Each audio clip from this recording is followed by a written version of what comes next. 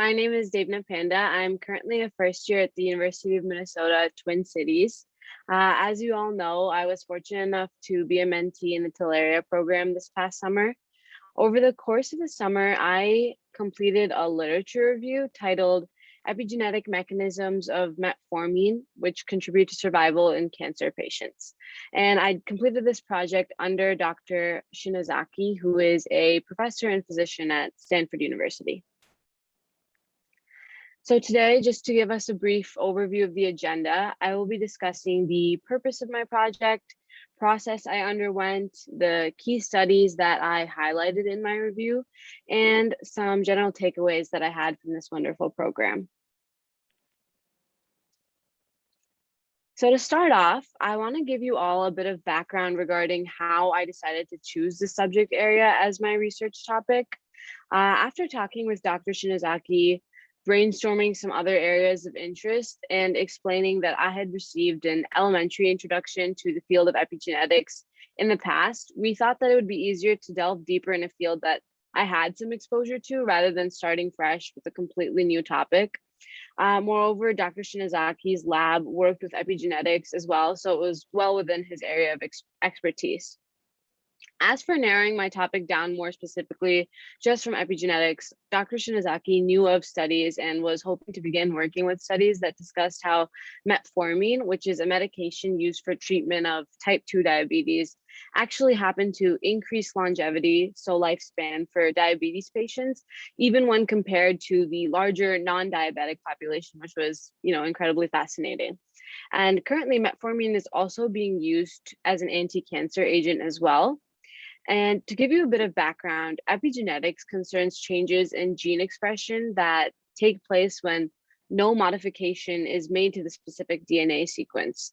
So we thought it was likely that the drug metformin was epigenetically altering DNA sequences to contribute to survival in cancer patients. And given how little research existed on the subject, we thought that within the time frame of a month, reviewing and summarizing the existing relevant studies would be a reasonable goal and something that we would be able to accomplish well. So in order to tackle this, we started by determining the criteria for our search on the public database PubMed, which I'm sure many of you are familiar with. The search terms that we used consisted of epigenetics, metformin, cancer, and survival. And this search yielded only 26 results. So that should give you an idea of how little research there is existing on this niche topic. But after I reviewed each of the 26 abstracts and recorded summaries related directly to metformin treatment in cancer patients, Dr. Shinozaki helped me to determine which of these papers would specifically highlight the epigenetic mechanisms of metformin in prolonging survival and which held enough relevance to even include in this literature review. After this process, we were left with just 4 papers, which were ultimately included. These 4 papers were ultimately included, but there were a larger set of 15 papers that were kind of thoroughly reviewed and discussed before we eliminated 11 of those and kept the 4 that we ultimately summarized in the paper. So the way that I decided to structure these papers in the review was by each common epigenetic mechanism that I'll be discussing a bit more in detail in a couple slides here. So these common epigenetic mechanisms are known as DNA methylation, histone modification, and non-coding associated RNA gene silencing.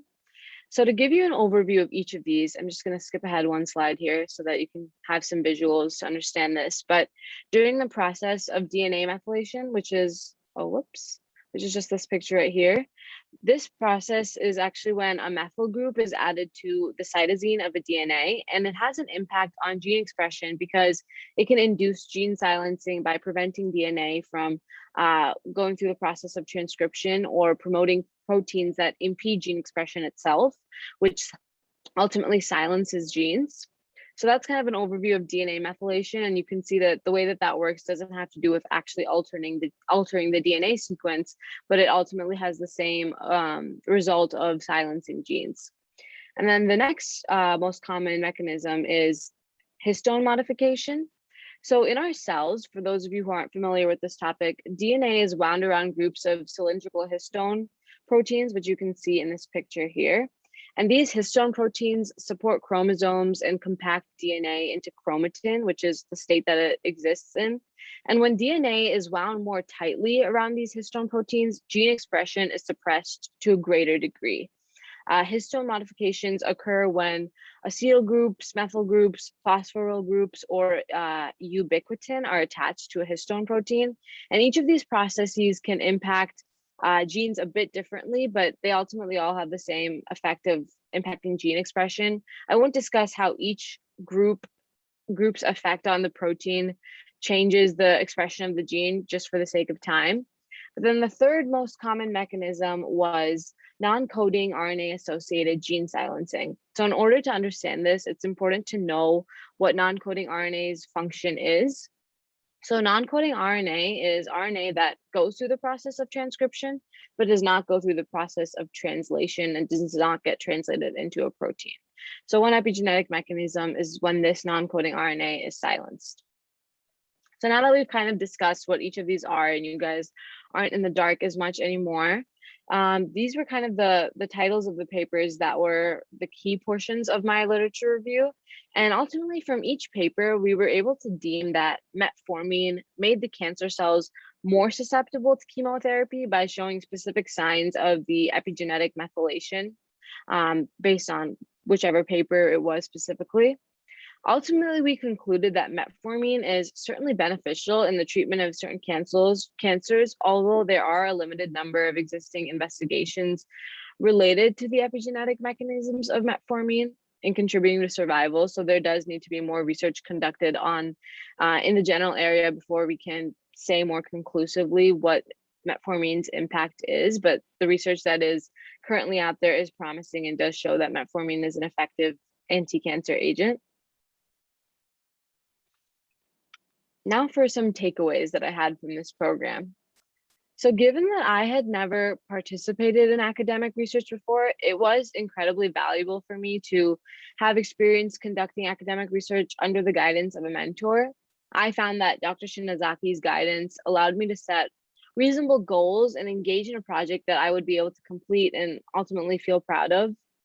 Moreover, I was obviously able to gain a deeper understanding of biological concepts related to epigenetics and transcription and translation, which helped me apply the concepts that I've learned in the past in school and through other outside projects because it was working more directly with it rather than just reading material in a textbook.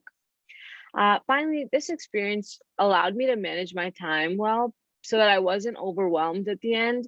And I was able to section up the project week by week, partially because of Dr. Shinazaki's mentorship and also just because of the schedule that we had throughout the program. And by completing parts of the project on a week by week basis, it allowed me to actually finish the paper earlier and refine my scientific communication skills more after receiving Dr. Shinazaki's extensive feedback, which was incredibly helpful for me. So overall, I just want to express how thankful I am to both Dr. Shinazaki and the overall Talaria program for this experience. And for the rest of you, thank you all so much for listening to my presentation.